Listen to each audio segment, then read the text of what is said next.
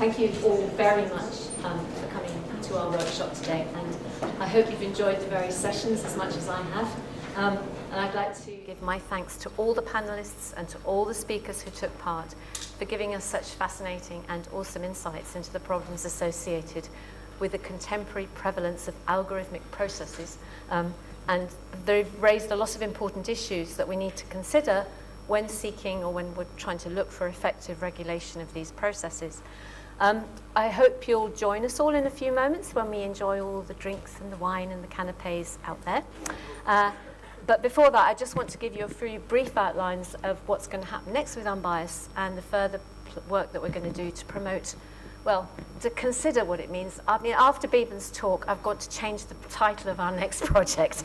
But we're going to try and think now how you might create a more positive experience of machine learning and algorithms.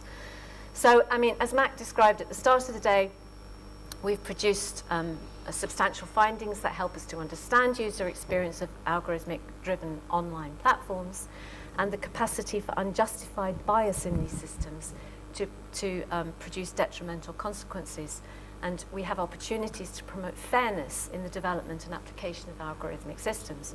We've identified genuine concerns that the personalization and filtering processes underpinning news feeds, search engine results and recommendation systems that can lead to actually unfavorable, unfair, or even discriminatory outcomes. Now, this can affect individuals, communities, different demographic groups, and even entire societies, for instance, through the excessive personalization mechanisms that breach user privacy, search results that reinforce racial and gender stereotypes, the spread of fake news, and the growth of filter bubbles in which these opinions are only reinforced and not challenged. And these effects, as we know, leave users feeling vulnerable online, disenfranchised, disempowered, and lacking agency. It's extraordinary how we've even got to this point. We must have been sleepwalking. We have also identified that a recognition on our project, that a recognition that changes to the current ways in which these algorithmic processes operate online are desirable and are possible. The stakeholder participants of various kinds have expressed views that these sorts of positive changes can be made, and they've shown an appetite for that kind of change. So through our own project activities, we've identified mechanisms that can promote those positive changes. And we see real value in education and engagement, the kinds of things that you've just seen. We highlight that any attempts to produce positive change must acknowledge and address the complexity of all the kinds of issues involved in order to be able to be successfully embedded in society. So our mission for the project has been to co-produce these recommendations, co-produce the materials for design, regulation and education in order to try to promote fairness in algorithmic systems. And we're proud that we've actually produced a range of outputs that meet that goal. And as already described, we're producing policy recommendations, contributing to regulatory inquiries and to IEEE standards development. We've produced a range of educational engagement tools and activities. We've used these at events across the country, helping online users of all ages to understand the algorithmic processes that affect their browsing experience, to reflect on what they feel is fair and unfair about the operation of algorithms, and to give them a voice to think about what changes they would like to see in online regulation. The Fairness Toolkit that you've probably seen offers an exciting opportunity to empower users and to promote a public civic dialogue. It supports critical thinking skills that can help people to feel empowered and to make better informed choices and decisions about how they interact with algorithmic systems. And it helps to collect evidence of different kinds about how people feel about these issues. I think Sir Tim has wandered off with this. He's going to take it off to his particular groups and start to try and use these to promote much more understanding of these types of things within his own policy and regulatory sort of members and their concerns. And it's helping us really to start to try to think about how we embed more responsible innovation into these processes. Project draws to a close in November, and as we conclude, we will continue to develop and promote our various outputs. We've also won an Impact Accelerator Award to use elements of the sort of Fairness Toolkit with schools and to assess its value within schools. I'm very happy also to announce that once the UnBias project comes to an end, our team continues to work together. we are going to, wait a minute, I've lost the fairness toolkit, I'm so sorry, I've stopped using the slides. Yeah, so we're going to have a new project, we're going to all work together, and I'm really pleased with that because we've collaborated and worked really well together in the past. And we're going to further investigate these crucial contemporary concerns surrounding fairness and algorithms, and it's a project that we hope are going to help to move us towards algorithms and away from bias and towards trust.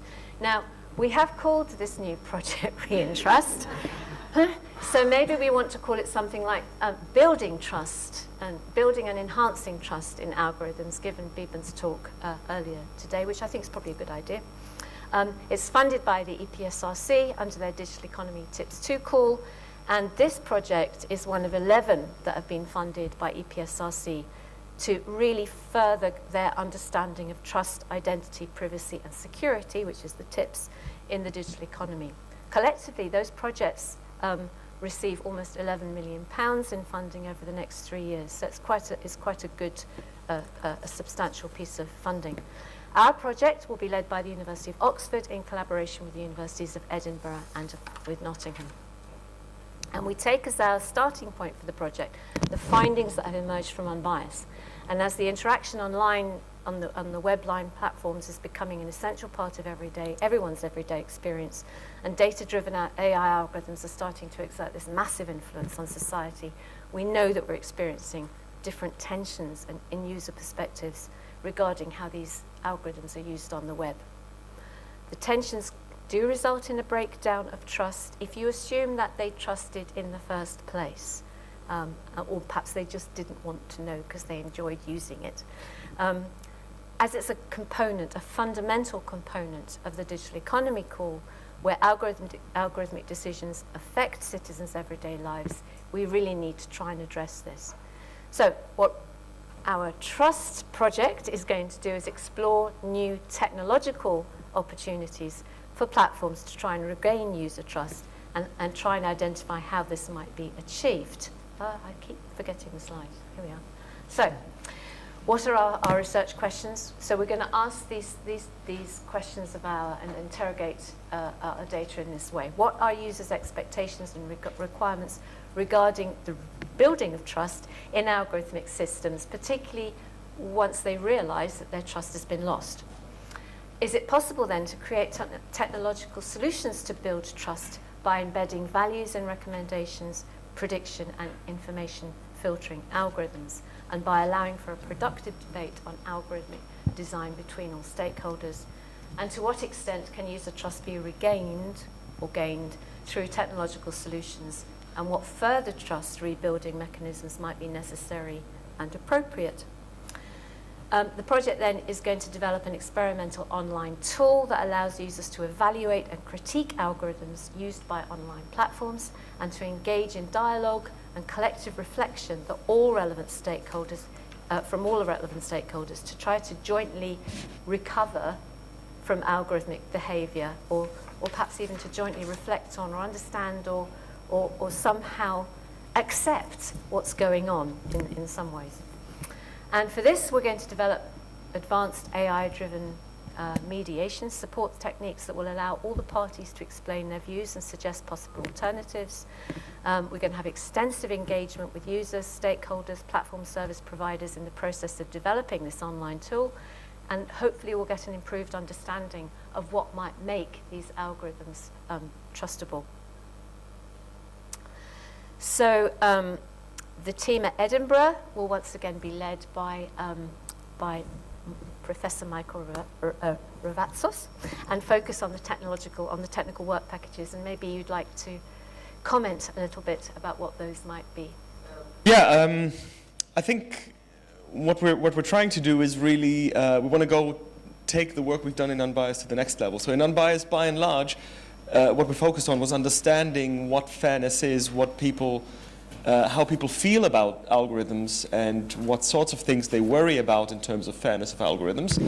But then any intervention you want to perform to make the algorithms fairer would be a manual thing that a human designer has to do.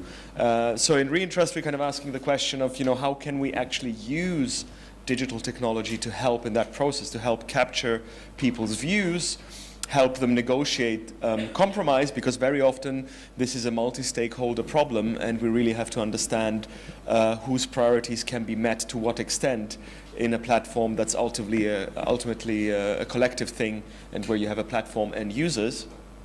And we don't think that we can solve that just with technology. That's why Marina has pointed out, that one of the questions is how much can we solve with technology and how much do we need to do with regulation and stakeholder engagement and so on. But we really think it's the time to move from talking about the ethics of systems to transitioning into talking about ethical systems, where the actual technologies attempt to be a bit more ethical than they have been, and don't just leave it up to humans and political debate. But that's a claim that we can do that, and it's a challenge. And I think the social scientists and human factors experts on the project will continue to challenge us as technologists to deliver something that's more beneficial for humans, because that's what technology is for. Certainly, that's what we'll be doing at Oxford, because I'll lead the team at Oxford, and Dr. Elvira Perez Vallejos will be leading the team from Nottingham. And again, we're going to focus on the socio-technical aspects, challenging Michael and what he's also developing, and hopefully we'll have such a really good team again the way we've had now. We've also got a carefully selected set of industrial and non-academic partners to ensure that our work is grounded in real-world examples, and that we embed a kind of balanced, fair representation of all stakeholder groups. So these partners include Amazon, Everyone, Samsung, and the Mental Health Foundation. So we've got a nice group of people to work with.